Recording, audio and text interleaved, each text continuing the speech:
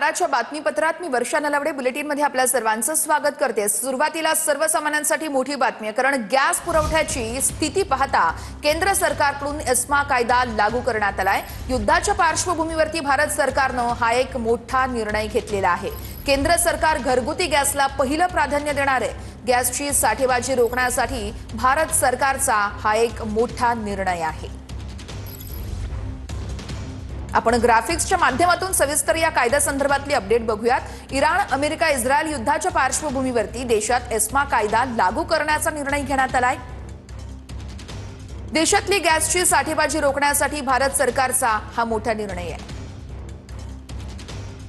भारत सरकार घरगुती गॅसला पहिलं प्राधान्य देणार आहे आणि नंतर इतरांना। भारतात पेट्रोल, डिझेल किंवा गॅसच्या साठेबाजी विरुद्ध सरकार कठोर कारवाई करणार असल्याचं सूत्र सांगतायत।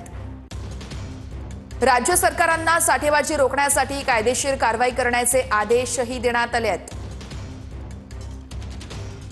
तेल आणि गॅस वितरण कंपन्यांना वितरण नियमांचं काटेकोरपणे पालन करण्याच्या सूचना देण्यात आल्या आहेत।